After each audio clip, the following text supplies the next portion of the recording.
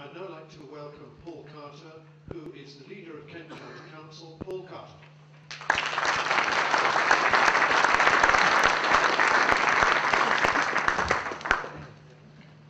Thank you, Richard.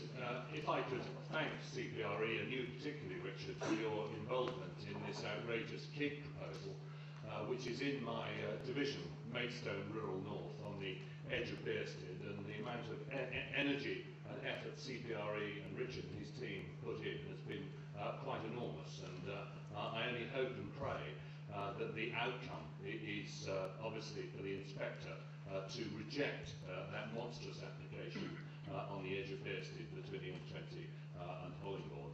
And I hope as well that we can all work together to make sure that this proposed monstrous application here in Borough Green, Wrotham and Platt is also turned down, refused and never has a life.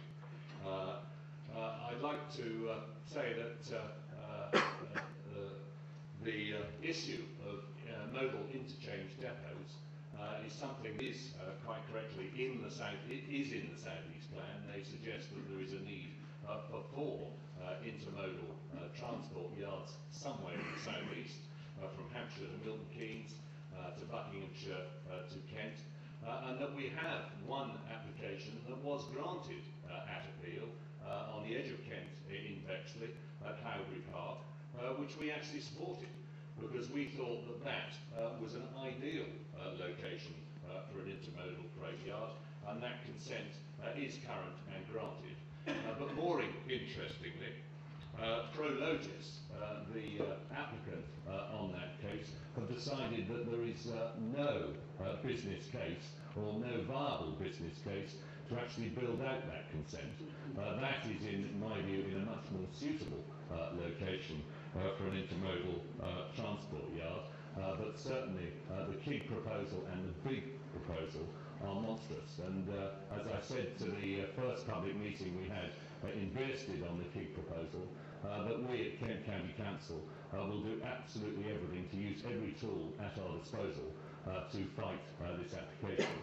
It is costing the ratepayers of Maidstone and the ratepayers of Kent considerable money fighting that outrageous application.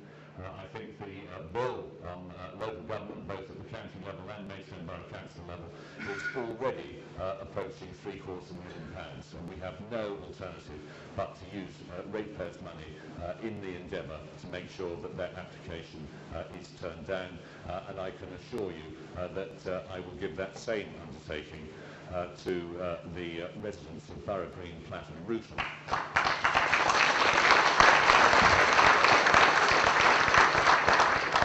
That we will do exactly that. I agree with entirely in the way Sir John has read the runes on the process that would apply. I was very pleased to be at a meeting with the, speaking at the Association of Planning Officers in Westminster with Bob Neal, who is the Shadow Minister for Local Government, and he categorically said that under a Conservative administration, a Conservative government, that the IPC would be ditched immediately because it lacked democratic accountability in exactly the way that Sir John has articulated. I think finally we still have a slight conundrum on the promises I made on the Borough Green bypass planning application. That bypass is now ready. The bypass application is now ready to be submitted. But before we do that, I want to take the very best planning advice that if we were to submit it, that we wouldn't in any way add weight to the potential application for the big proposal in Borough Green. So I need to have time for quiet reflection before we submit that application. I did promise the residents of Borough Green that we would go through all the necessary processes to submit that application, but I'm sure everybody in this room would agree that if that then prejudices and advantages any potential application on this site, that certainly at this moment in time would not be the right thing to do. And I think I was honest at those public meetings that that application for the bypass to actually enable the bypass to be built, there would have to be some degree of enabling development to help and support to pay for that bypass, and I hope that that was on record at that meeting.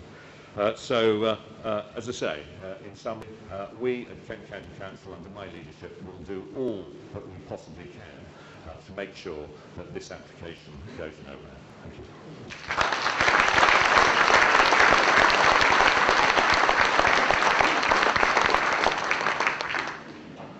Thank you very much indeed, Paul. Now it's your opportunity to ask questions. Is there anybody who'd like to ask a question of the panel now? Got one here, yes, certainly, sir. Hold on, we've got a microphone for you.